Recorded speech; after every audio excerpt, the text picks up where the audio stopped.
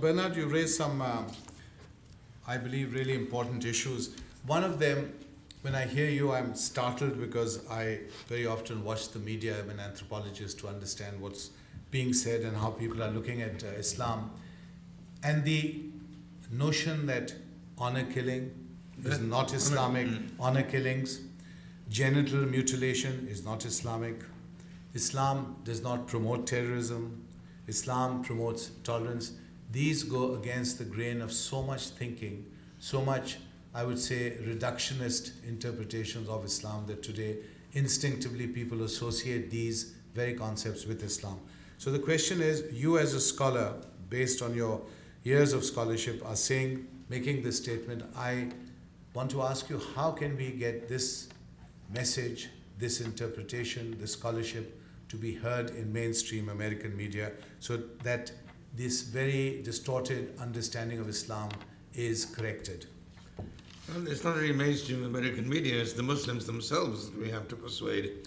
I mean, take the example of honor killing. Honor killing is expressly denounced and forbidden by Islam. It was already a problem in the time of the Prophet, and the Prophet made elaborate arrangements to prevent it. I mean, for example, an accusation of adultery requires 4 adult male witnesses. It would be a singularly incompetent adulterer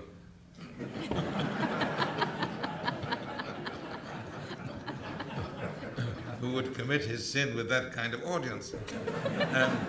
The Prophet himself tried very hard to legislate, to provide institutional restraints to prevent honor killing, which was already then a deeply rooted Arab tribal custom. But it did not succeed. It survived among the Arabs and spread from there to other parts of the Muslim world. This is a very old problem, and it goes back to the very roots of Islam. And yes, I think it's a problem, first of all, which the Muslims have to resolve. But I think it's a problem of which they have been aware for a very long time. It's, as you said, the tension within Muslim society between a tribal interpretation of Islam and a textual understanding of Islam. So you have this tension throughout the Muslim world, even today. So honor killings which take place in the Middle East, in Central Asia, and Afghanistan, Pakistan still remain a fact of life, although they're denied by Islam itself. And then, of course, as you say correctly, they're not just denied, they are prohibited. Prohibited, yes. And they're picked up then as stories, and of course the world assumes that this is sanctioned by Islam itself. So it's a double challenge, really. So what is the best way forward then, Bernard?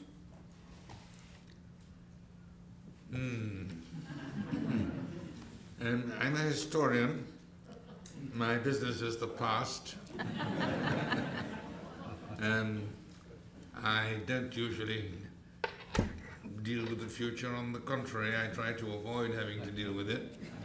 But from time to time, we have to look at it and confront it and decide what, if anything, we can do. It seems to me that the world today, we face many dangers.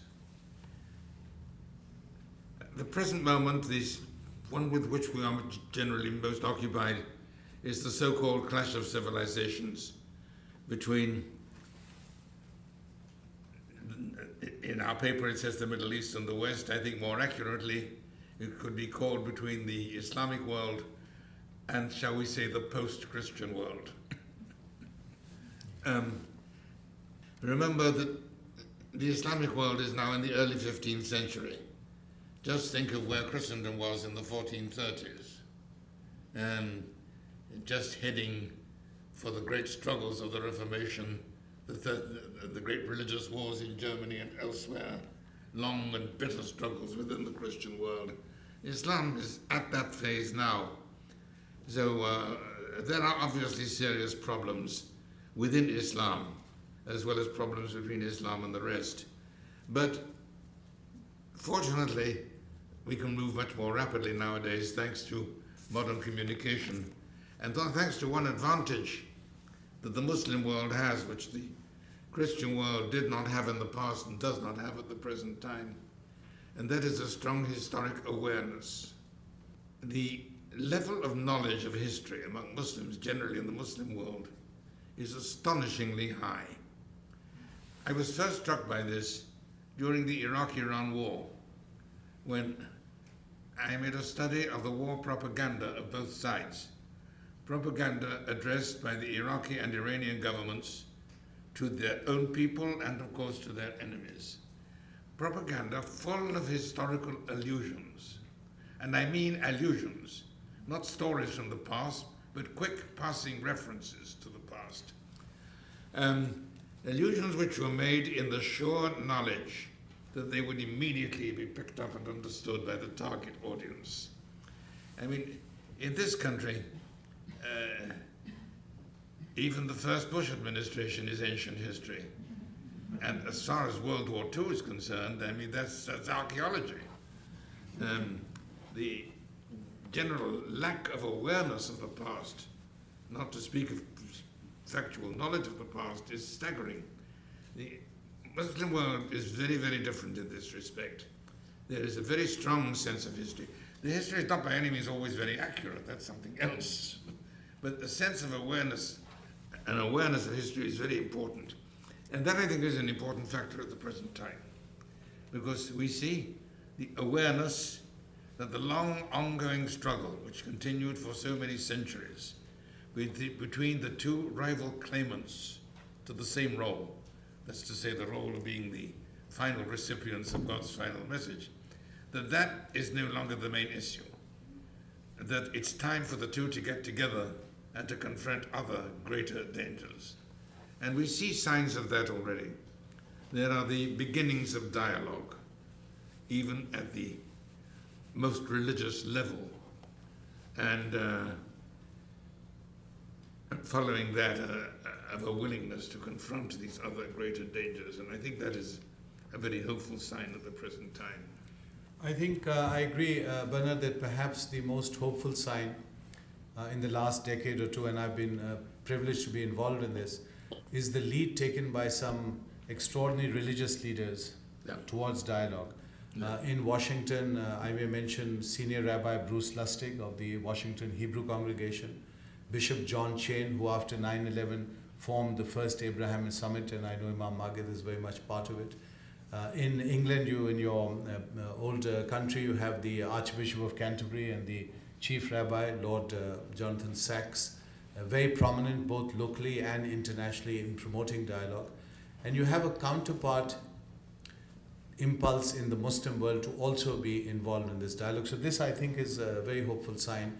Of course, the challenge is for this dialogue to really be taken to mainstream the public, both here in America and in the Muslim world, to mainstream society. And that's the challenge, rather than just an elite dialogue of the people who agree with each other, the like-minded. That is the challenge. I would put it this way.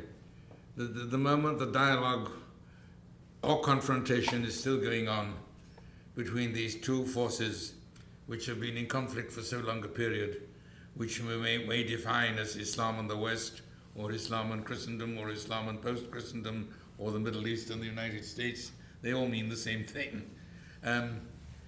If that conflict can be brought to an end, if they can find a way of meeting and communicating and reaching some sort of agreement and compromise, then there is hope for the future. If not, and this is certainly a very serious possibility, if this struggle continues, then they will destroy each other and leave the future either to be shared or disputed between India and China.